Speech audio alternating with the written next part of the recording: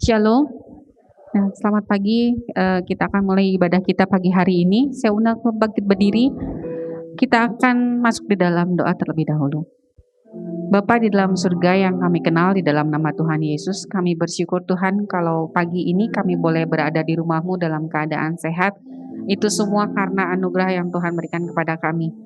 Dan Bapa, layakkan kami semua untuk kami boleh memuji dan meninggikan nama Tuhan, untuk kami boleh mendengarkan firman Tuhan, sehingga pada saat kami pulang dari ibadah kami pagi hari ini, kami boleh memperoleh berkat daripada firman-Mu dan hidup kami penuh dengan sukacita.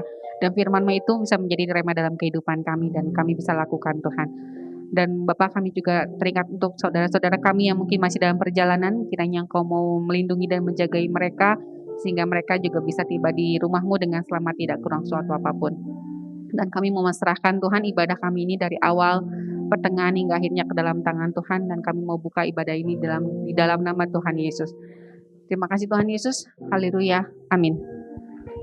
Kita akan naikkan pujian betapa baiknya Engkau Tuhan.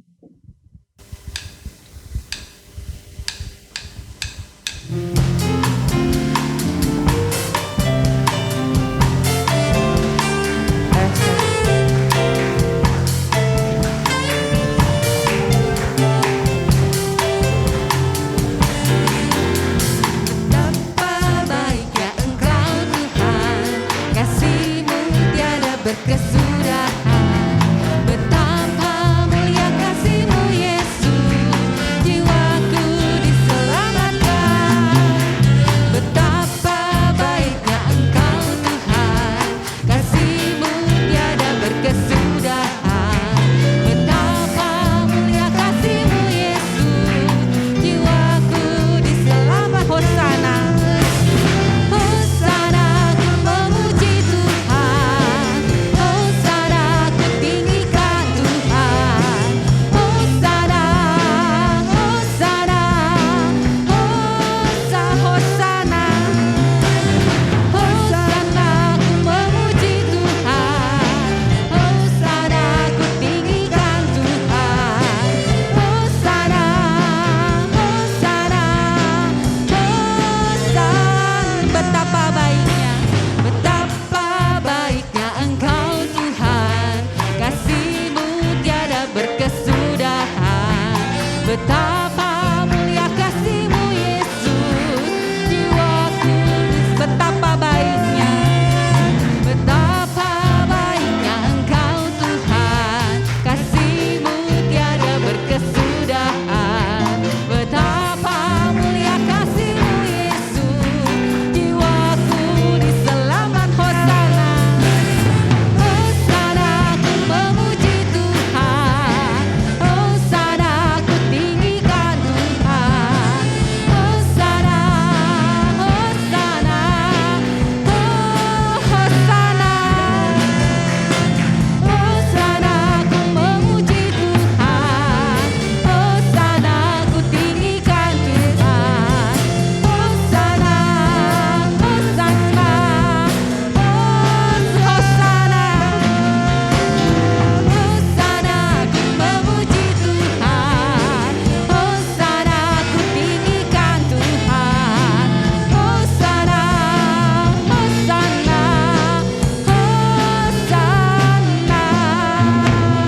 Ya, pagi ini kita mau memuji Tuhan, kita mau meninggikan nama Tuhan, karena kita adalah umat yang lebih dari seorang pemenang. Lebih dari pemenang.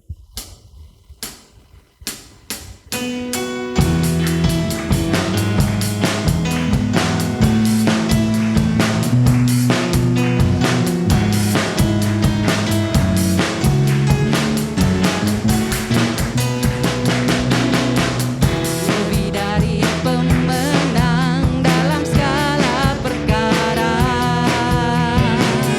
iblis telah dikalahkan oleh kuasa darahnya. Jika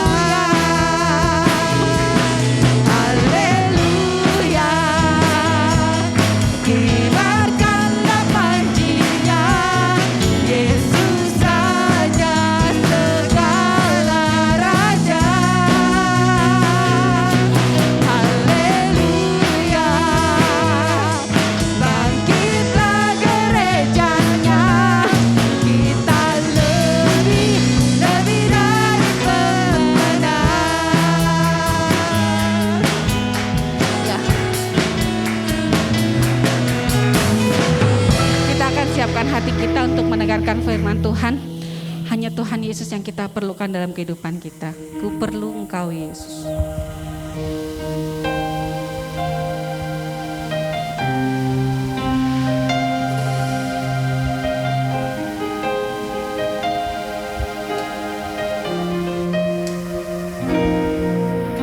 Ku perlu Engkau Yesus, haus jiwaku menantikanmu.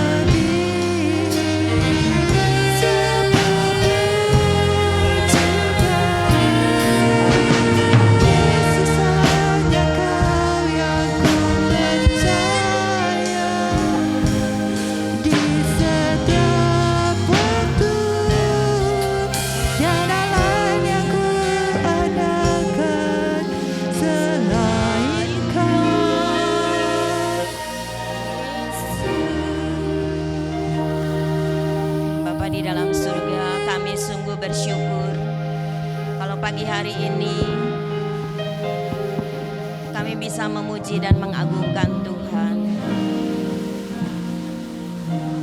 Biarlah semuanya boleh menyenangkan hatimu Tuhan. Sungguh hanya Engkaulah yang kami andalkan di dalam kehidupan ini.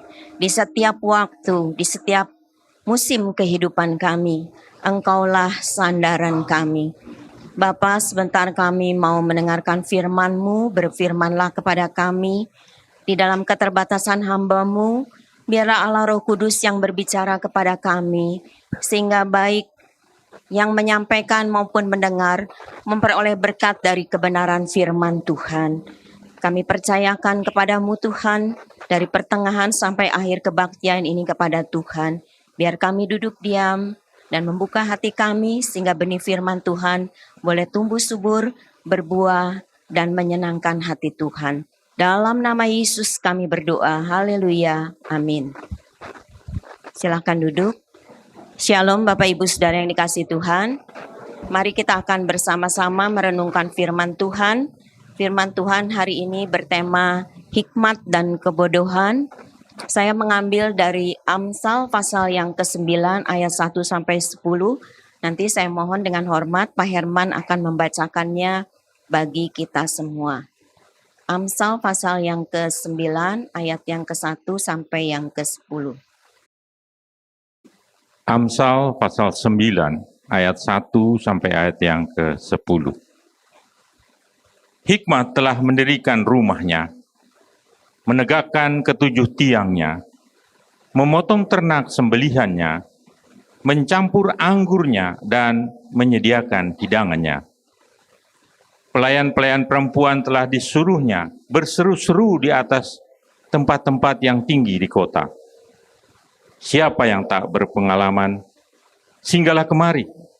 Dan kepada yang tidak berakal budi katanya, marilah, makanlah rotiku dan minumlah anggur yang telah kucampur. Buanglah kebodohan, maka kamu akan hidup. Dan ikutilah jalan pengertian. Siapa mendidik seseorang pencemooh, mendatangkan cemooh kepada dirinya sendiri. Dan siapa mengecam orang fasik mendapat cela. Janganlah mengecam seorang pencemooh supaya engkau jangan dibencinya. Kecamlah orang bijak, maka engkau akan dikasihinya. Berilah orang bijak nasihat, maka ia akan menjadi lebih bijak. Ajarilah orang benar, maka pengetahuannya akan bertambah. Permulaan hikmat adalah takut akan Tuhan, dan mengenal yang Maha Kudus adalah pengertian. Ya, amin. Bapak Ibu Saudara, mari kita akan melihat bersama-sama perenungan kita hari ini. Sekali lagi, tema kita adalah hikmat dan kebodohan. Mari kita akan melihat yang pertama tentang hikmat. Di dalam kamus ya bahasa Indonesia, saya melihat hikmat itu adalah kebijaksanaan atau kearifan ya saudara-saudara. Mari kita akan melihat hikmat yang dimaksudkan di dalam Amsal ini. Kalau saudara membaca dari pasal yang pertama, kita melihat di sini bahwa penulis Amsal ini sebagian besar adalah Salomo. Ya, dikatakan Amsal Salomo bin Daud, Raja Israel. Ya. Salomo menuliskan ini dan juga ada yang lainnya. Nah, di dalam pasal yang ke-9 yang kita melihat dari ayat yang pertama dan kedua ini dikatakan hikmat itu mendirikan rumah, menegakkan ketujuh tiangnya. Jadi hikmat itu digambarkan seperti rumah yang kokoh. Seperti rumah yang kokoh yang tidak bisa digoncangkan oleh badai. Dan diteruskan dikatakan yang memotong ternaknya, mencampur anggurnya, menyediakan hidangan, dan kemudian juga yang ayat ketiga sampai yang ke-6. Kita melihat ayat 1-2 dulu di sini. Jadi artinya gambaran daripada hikmat yang disampaikan di dalam pasal 9 ini, hikmat itu adalah seperti sebuah rumah yang kokoh dan yang menyediakan hidangan. Artinya sebuah rumah yang kemudian di dalamnya ada makanan, ada hidangan tersedia. Di sini dikatakan memotong ternaknya, menyediakan hidangan, mencampur anggurnya. Dan yang kedua adalah di dalam ayat yang ketiga sampai yang keenam. Di situ dikatakan kemudian hikmat itu ya digambarkan seperti orang yang berseru-seru kepada orang-orang yang ada di sekitarnya. Untuk apa seruannya itu? Ajakan daripada hikmat ini. Hikmat ini memberitahukan, buang katanya kebodohan. Mari katanya ya, mampir ya, di sini dikatakan. Pelayan perempuan disuruh berseru-seru ya. Ini adalah ajakan dari hikmat kepada orang-orang di sekitarnya yang diserukannya supaya mereka itu masuk makan rotiku. Artinya rumah yang tadi sudah kokoh itu yang tersedia makanan, kemudian hikmat ini mengajak orang-orang untuk masuk ke dalamnya, makan makanan dan anggur yang sudah tersedia. Artinya ada makanan, ada minuman, dan dikatakan buang kebodohan ya. Karena ketika orang membuang kebodohan, maka dia akan memperoleh hidup. Tetapi mereka itu dikatakan harus mengikuti satu jalan ya, pengertian. Nah, saudara-saudara, di dalam ayat yang selanjutnya, ya, di dalam ayat yang ke-7 sampai yang ke-9, di sini dikatakan bahwa orang yang berhikmat itu adalah orang yang suka akan nasihat.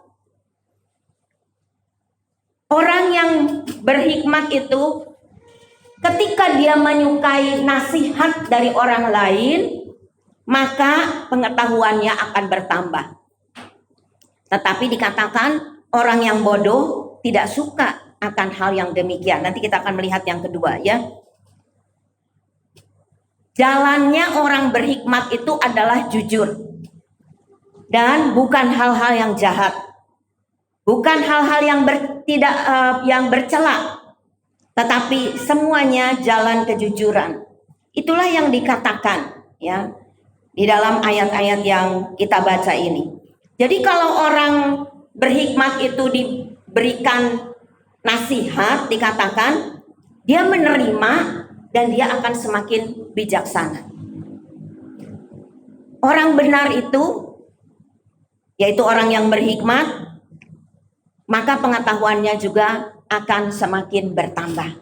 Ini adalah hal yang pertama mengenai hikmat, ya. Yang kedua kita melihat tentang kebodohan. Apa yang dikatakan di dalam Amsal ini? Saudara, orang yang bodoh itu tidak suka dinasihati, ya. Jadi kalau dinasihati dikatakan maka dia akan membenci orang yang menasihatinya. Dan dia juga dikatakan di dalam ayat-ayat yang kita baca ini, orang yang bodoh itu disebut pencemooh. Dikatakan kalau kita mengecam seorang pencemooh, maka kita akan dibencinya katanya ya. Jadi orang yang bodoh itu dikatakan di dalam ayat yang kita baca ini adalah seorang pencemooh yang tidak suka dinasehati, yang menghina hikmat dan didikan, dan tentu saja mereka tidak memiliki pengetahuan. Jalan orang yang bodoh ini keliru dan bebal. Kalau di dalam perjanjian baru dikatakan orang yang bodoh ini adalah orang yang tidak percaya kepada Tuhan. Nanti kita juga melihat ya ada ayat-ayatnya yang mengatakan demikian. Orang yang tidak percaya kepada Tuhan ini adalah orang yang bodoh. Jadi nasihat apapun, nasihat dari manusia, nasihat dari firman Tuhan, dia tidak akan pernah mau mendengarnya. Sehingga pengertiannya tidak akan pernah bertambah, bahkan tidak memiliki pengertian di dalam kehidupannya. Ini adalah hal yang kedua tentang kebodohan. Mari kita akan melihat contoh. Yang pertama adalah bangsa Israel. Kita akan melihat di dalam Yeremia pasal yang keempat, ayat yang ke-22. Yeremia pasal 4 ayat 22. Sungguh bodohlah umatku itu. Mereka tidak mengenal aku. Mereka adalah anak-anak tolol dan tidak mempunyai pengertian. Mereka pintar untuk berbuat jahat, tetapi untuk berbuat baik mereka tidak tahu. Saudara, saya membaca ayat ini berulang-ulang.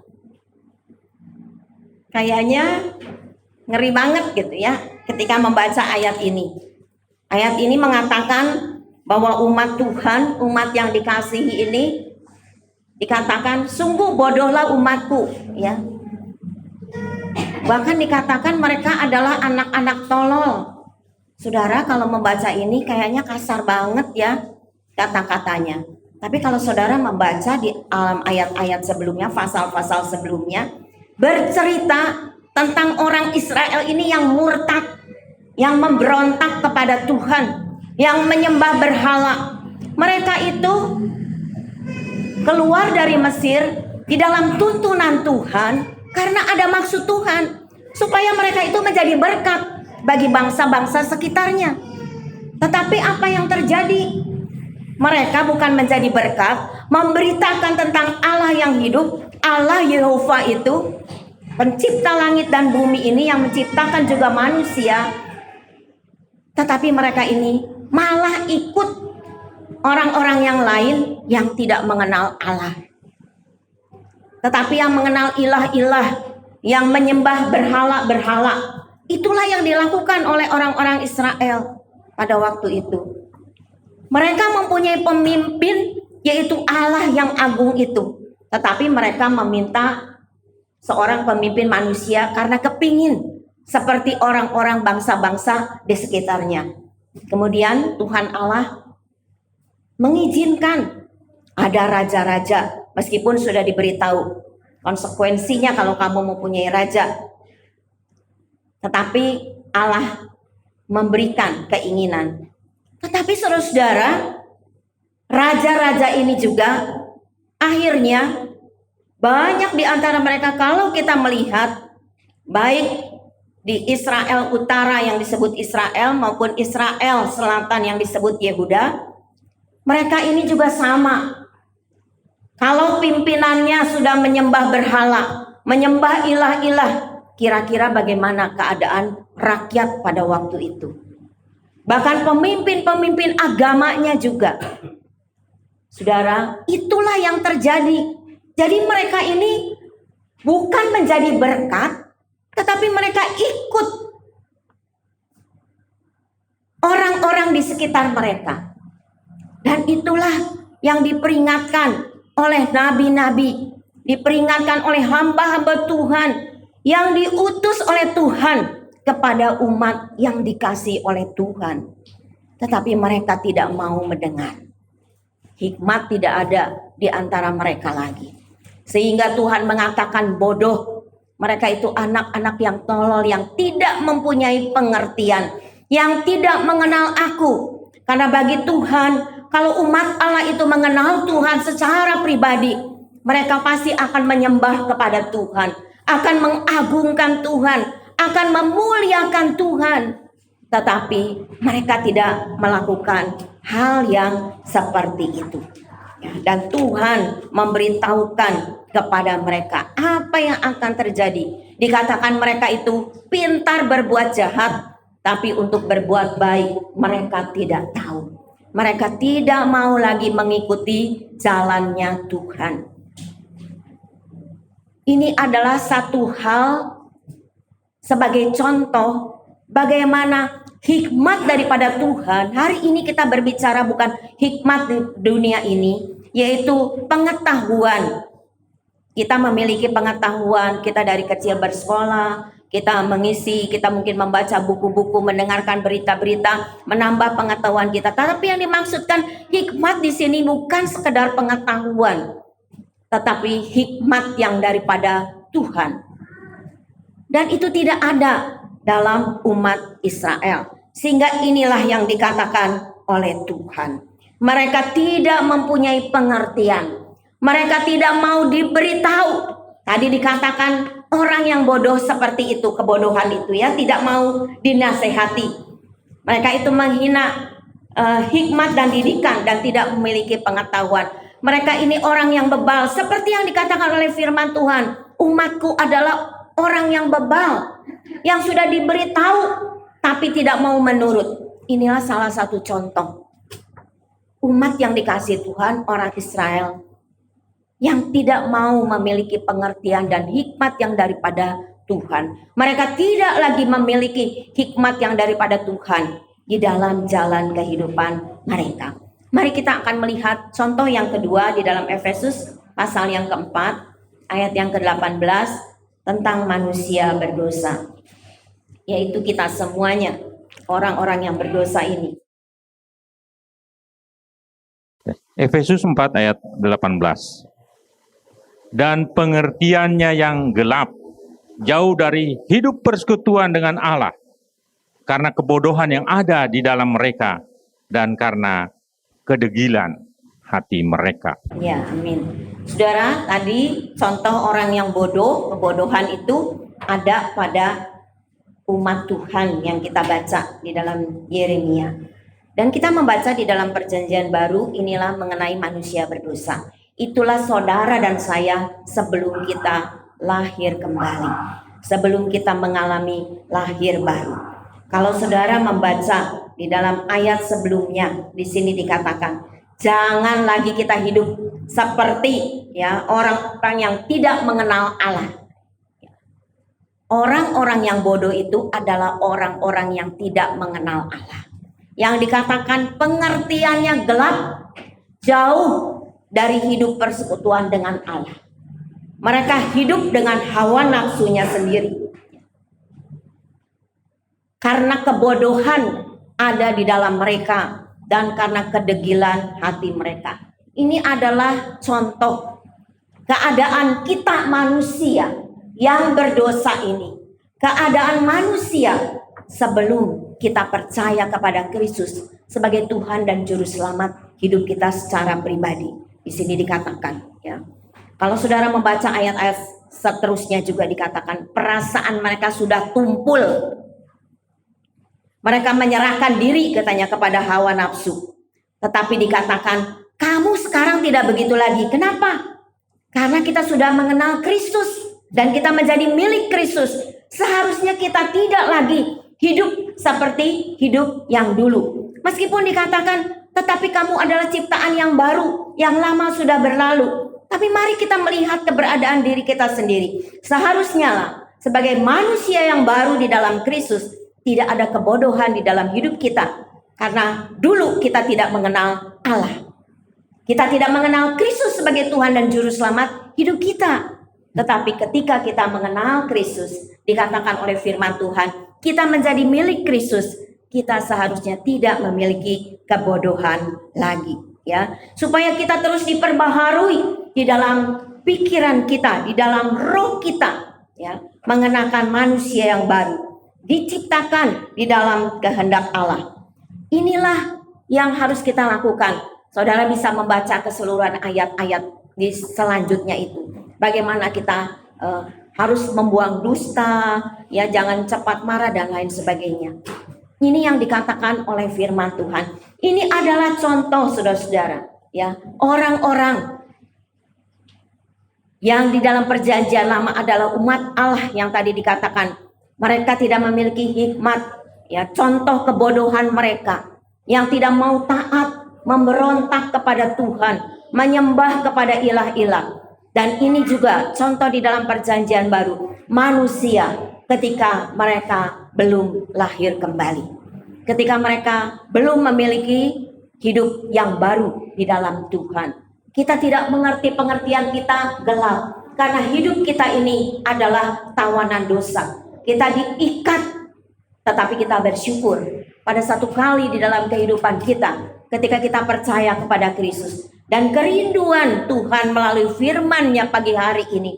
Biarlah kita tidak menjadi orang-orang yang dulu hidup kita seperti itu. Tetapi sebagai manusia yang baru, kita harus mau terus diperbarui roh dan pikiran kita. dan kita mengenakan manusia yang baru yang menjadi kemuliaan dan kebesaran nama Tuhan di tengah-tengah lingkungan keluarga kita, di tengah-tengah setiap aktivitas di dalam kehidupan kita semuanya. Kita melihat tadi di dalam Amsal pasal yang ke-9 ayat yang ke-10, cara atau rahasia memiliki hikmat. Mohon Pak Herman membacakan bagi kita ini tadi ayat yang terakhir dari perenungan kita. Amsal 9 ayat 10. Permulaan hikmat adalah takut akan Tuhan, dan mengenal Yang Maha Kudus adalah pengertian. Amin. Inilah cara kita atau rahasia kita memiliki hikmat, supaya hidup kita ini dalam hikmatnya Allah dituntun di dalam perjalanan kehidupan kita semuanya. Dikatakan, kalau hikmat Allah itu ada terus di dalam hidup kita ketika kita takut kepada Tuhan. Permulaan hikmat adalah takut akan Tuhan. Takut akan Tuhan artinya menghormati Tuhan, mengenal Dia secara pribadi di dalam kehidupan kita. Dimanapun kita berada, ada orang yang melihat kita atau tidak, tetapi kita belajar takut akan Tuhan. Dan ingat, ada ayat yang mengatakan bahwa mata Tuhan melihat kita dimanapun kita berada. Pikiran kita yang tidak terselami oleh orang yang lain, tetapi Tuhan melihat, menyelidik. Waktu Bapak Gembala ya dalam ibadah online hari ini, ya, di dalam Mazmur itu dikatakan Tuhan yang menyelidik, melihat kita semuanya. Itulah rasa takut kita kepada Tuhan. Takut kepada Tuhan bukan saja pada waktu kita berdoa, pada waktu kita ada di gereja, ketika kita menyanyi, mendengarkan firman Tuhan, tetapi kita keluar dari tempat ini di dalam perjalanan hidup kita, maka kita tetap menghormati Dia di dalam hidup kita. Kita tetap taat kepada kehendaknya dan melakukan kehendaknya di dalam kehidupan kita. Dikatakan mengenal Yang Maha Kudus itu adalah pengertian. Satu kerinduan di dalam kehidupan kita untuk mengenal Dia. Beberapa waktu yang lalu saya ingat juga bahwa saya pernah membawakan firman Tuhan tentang ini. Mengenal Dia yang benar, ya. Mengenal Kristus yang benar itu, mengenal Dia yang Maha Kudus itu adalah pengertian. Ketika saudara dan saya bukan saja di dalam kehidupan ini, bagi anak-anak yang sekarang masih sekolah, kuliah, kita juga pernah sekolah, pernah kuliah, kita mendapat pengetahuan bukan sekedar hal-hal seperti itu saja, tetapi di dalam kehidupan kita ini ada jasmani dan rohani. Dan rohani kita itulah yang harus terus dengan hikmatnya Tuhan mendengar, membaca, melakukan firman Tuhan di dalam hidup kita, sehingga kita semakin mengenal Dia Allah yang kudus, yang mengasihi kita semuanya, yang rela datang ke dalam dunia ini di dalam Kristus Yesus, yang mati di salib buat saudara dan saya. Inilah mengenal Yang Maha Kudus membuat kita penuh dengan pengertian. Maksudnya pengertian, tahu apa yang baik yang harus kita lakukan dan yang tidak baik yang tidak harus kita lakukan. Saudara, kenapa rahasia memiliki hikmat ini takut akan Tuhan? Karena yang memberi hikmat itu adalah Tuhan. Mari kita membaca di dalam Amsal pasal yang kedua. Amsal pasal kedua ayat yang keempat sampai yang keenam. Amsal pasal 2 ayat 4 sampai ayat yang ke-6. Jikalau engkau mencarinya seperti mencari perak dan mengejarnya seperti mengejar harta terpendam, maka engkau akan memperoleh pengertian tentang takut akan Tuhan dan mendapat pengenalan akan Allah. Karena Tuhanlah yang memberikan hikmat, dari mulutnya datang pengetahuan dan kepandaian. Ya, saudara-saudara, inilah yang dikatakan firman Tuhan. Yang memberikan hikmat itu adalah Tuhan. Saudara bisa belajar melalui guru-guru kita, dosen-dosen kita. manusia memberikan pengetahuan itu. Tetapi hikmat itu dikatakan dia lebih dari pengetahuan. Ada yang menggambarkan bahwa kalau pengetahuan itu seperti kapal, maka hikmat itu adalah kompasnya, arah dan tujuannya. Tuhan yang memberikan hikmat. Dari mulutnya Tuhan itu datang pengetahuan dan kepandaian. Di mana saudara bisa tahu mulutnya Tuhan itu datang pengetahuan dan kepandaian? Ini di dalam firman Tuhan. Firman Tuhan ini adalah suara Tuhan sendiri yang dituliskan ya oleh para penulis Alkitab. Dan firman Tuhan ini tidak pernah salah. Ada pengajaran yang mengatakan bahwa firman Tuhan ini ada salahnya. Hati-hati Bapak Ibu Saudara.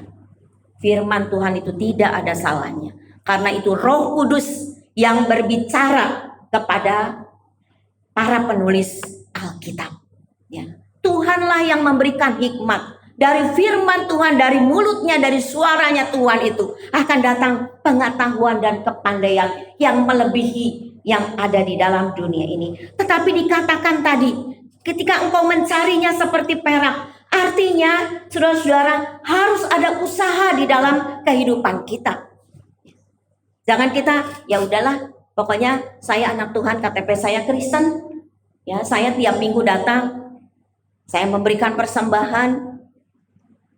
Tetapi ada usaha kita semakin mengerti ya. Apa firman Tuhan itu di dalam kehidupan kita ya. Ingat sekali lagi, orang-orang di dalam dunia ini dikatakan mencari emas dan perak, artinya mencari kekayaan. Bukan gak boleh Bapak Ibu Saudara, silahkan kita berusaha bekerja ya, mencari penghasilan untuk diri kita, untuk keluarga kita. Tetapi bagaimana tentang hikmat ini? Bagaimana tentang pengertian kita akan Tuhan? Adakah usaha seperti kita berusaha sungguh-sungguh? Pagi-pagi kita cepat-cepat ya, mau berusaha, mau dagang, mau bekerja, mau sekolah.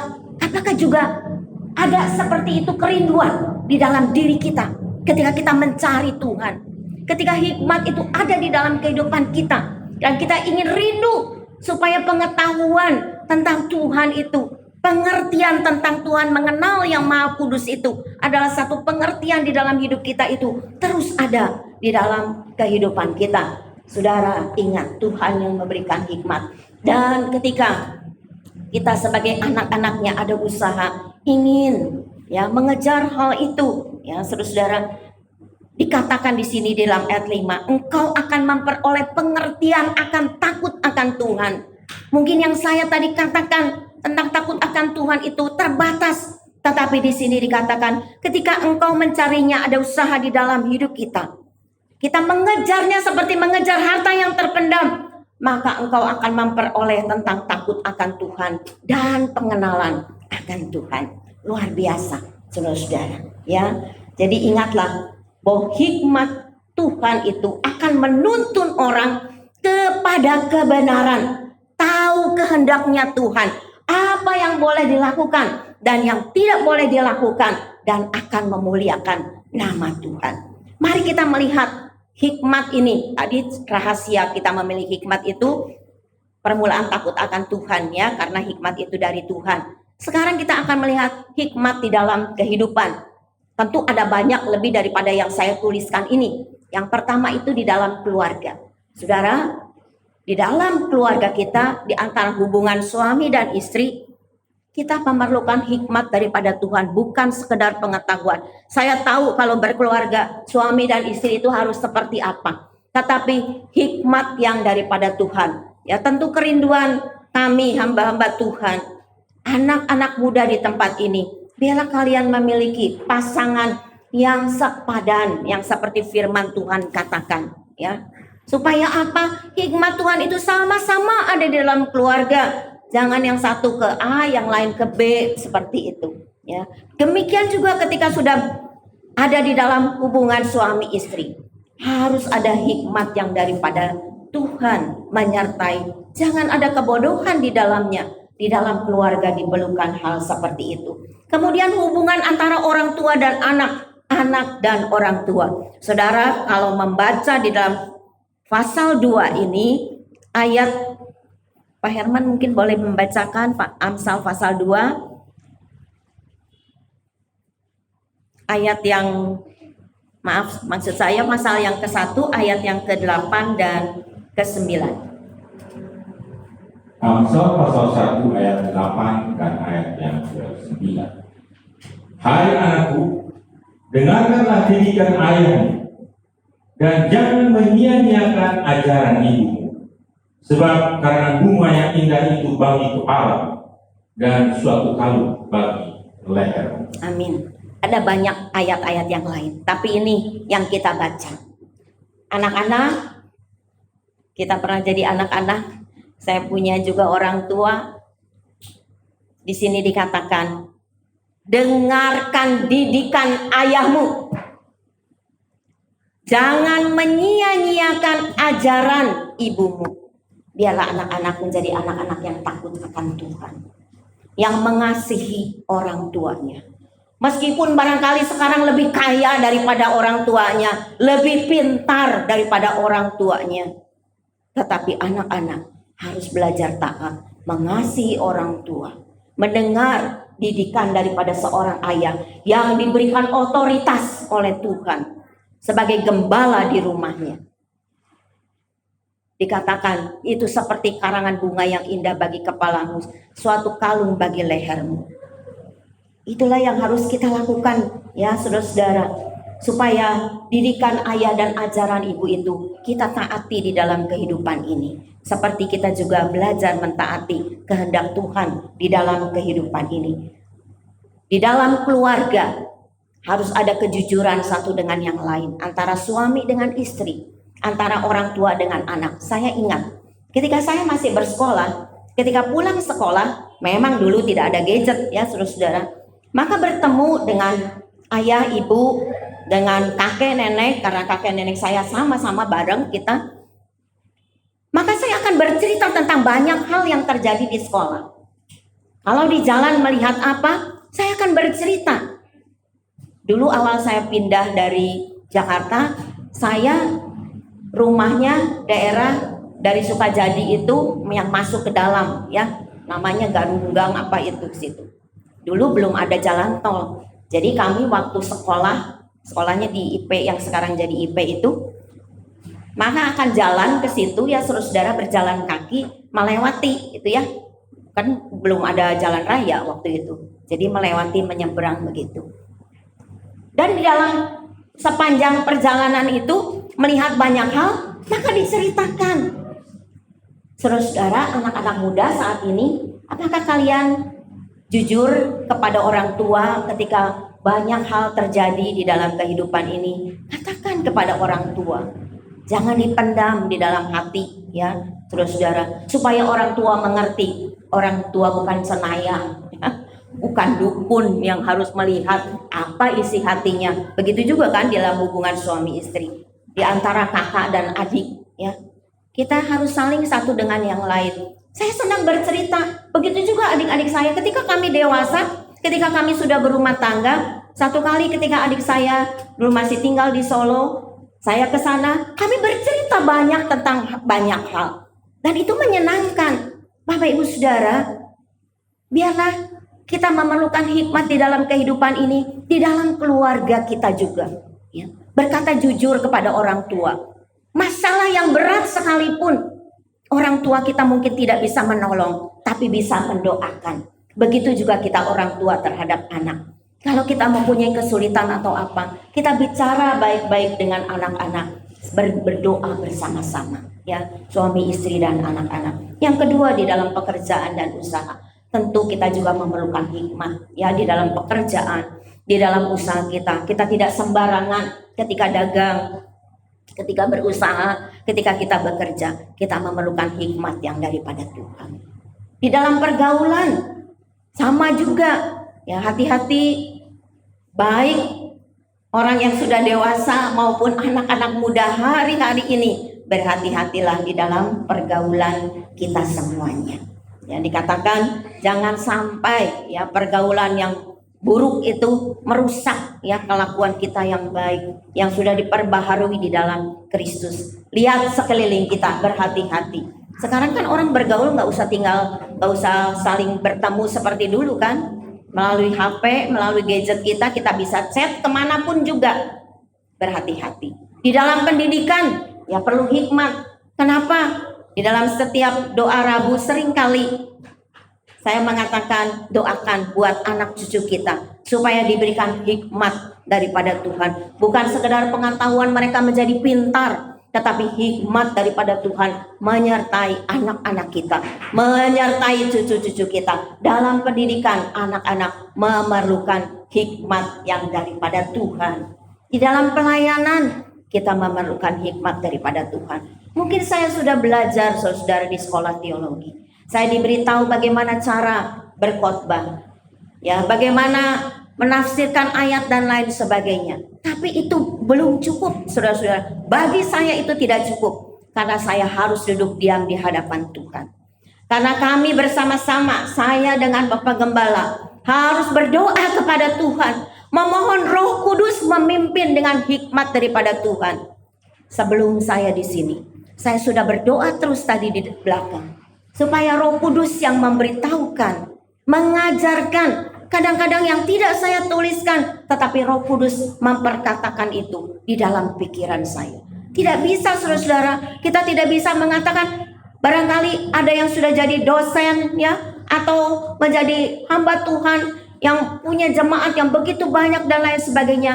Tetap di dalam pelayanan sekalipun kami perlu hikmat daripada Tuhan. Kami perlu duduk diam di hadapan Tuhan, bertanya kepada Tuhan, apakah ini yang harus kami sampaikan, ataukah ada hal yang lain yang Tuhan ingin sampaikan.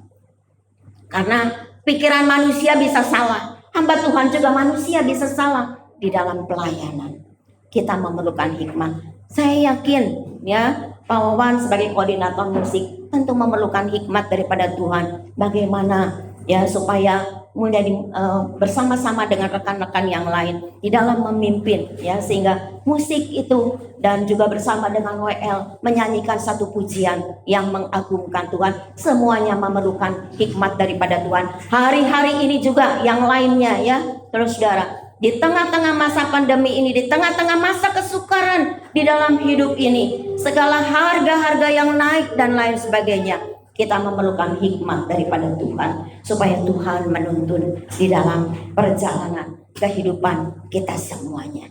Kita sungguh-sungguh memerlukan hikmat daripada Tuhan. Dan sekali lagi ya, saudara-saudara, ingatlah, hikmat itu berasal daripada Tuhan. Kesimpulan firman Tuhan hari ini, yang pertama, orang yang takut akan Tuhan dan mengenal Tuhan akan memiliki hikmat di dalam hidupnya.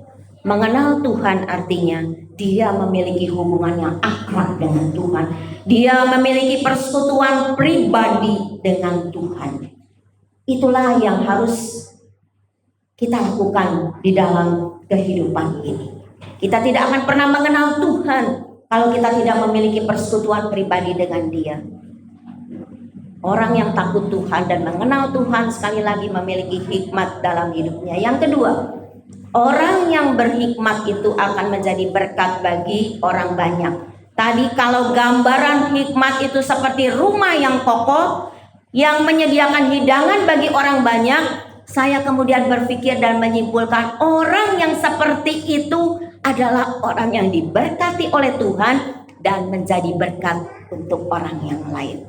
Dan kalau hikmat Tuhan itu ada di dalam hidup kita, maka kita akan menjadi orang yang bisa memberkati orang yang lain. Yang ketiga, hikmat diperlukan dalam setiap aspek kehidupan ini. Bukan saja di dalam satu aspek kehidupan, tapi dalam setiap aspek kehidupan, di dalam segala aktivitas hidup kita, supaya yang dilakukan itu sesuai dengan kehendak Tuhan. Bukan kehendak manusia yang bisa salah. Ya. Saudara, kalau kita punya teman dan teman itu memerlukan bantuan dan kita tidak bisa membantu, kemudian kita meminjam uang kepada orang lain, kira-kira itu hikmat daripada Tuhan atau tidak? Kita mengasihi, tetapi firman Tuhan katakan berilah dengan apa yang ada pada kita. Itu kata firman Tuhan ya. Jadi kita tahu ketika hikmat itu ada, kita akan bertanya kepada Tuhan, kita kemudian membaca, merenungkan firman Tuhan, ambillah firman Tuhan itu apa yang harus kita lakukan. Ya saudara-saudara, itu di dalam aspek kehidupan kita. Yang terakhir, yang keempat, hikmat mendatangkan kehidupan dan kebodohan itu menuju kebinasaan.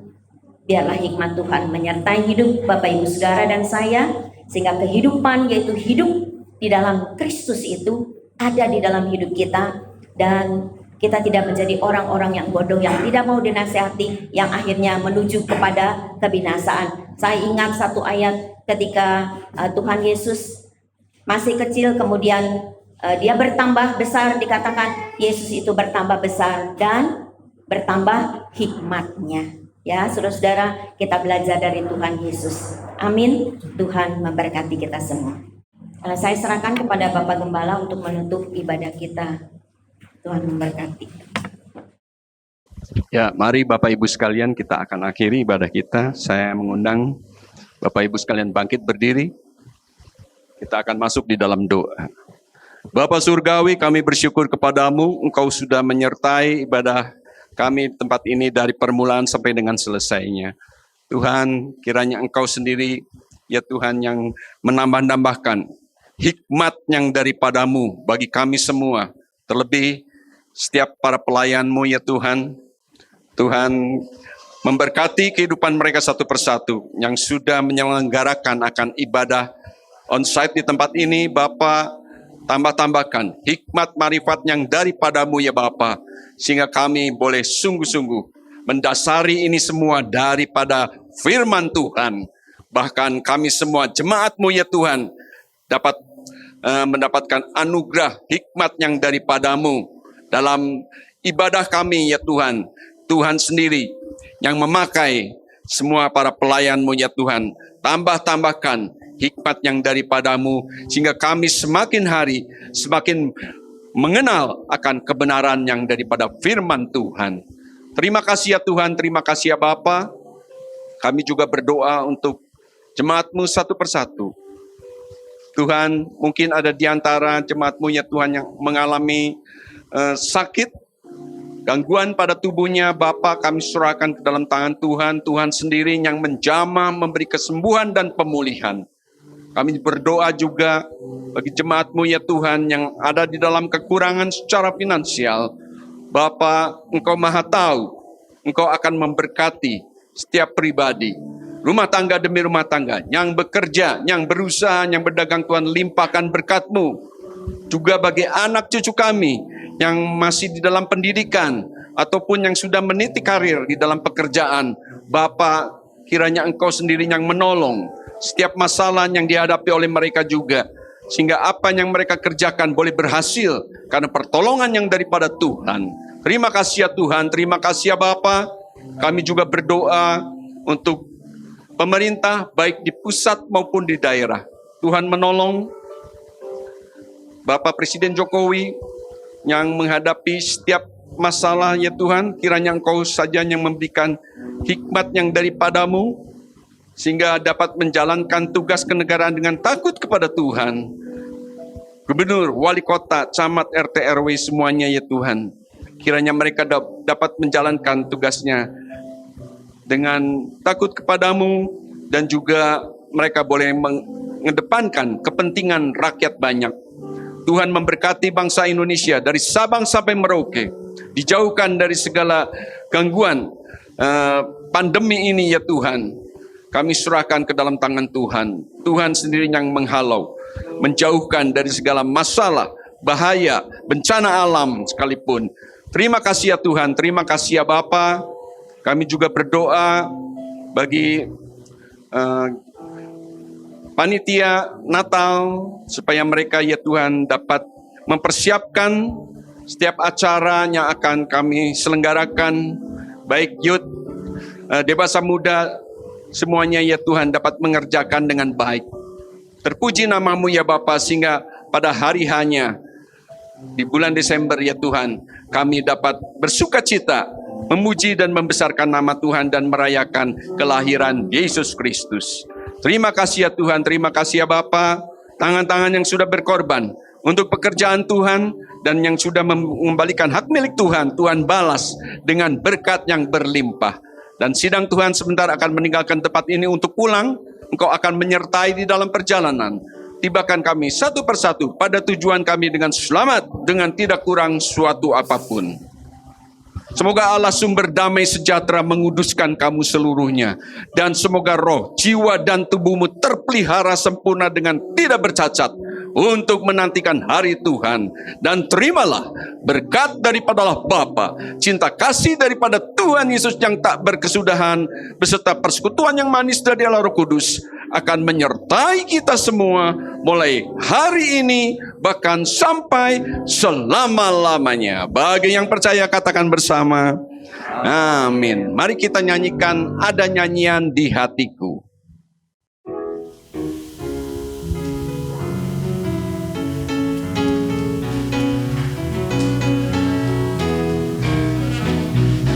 Ada nyanyian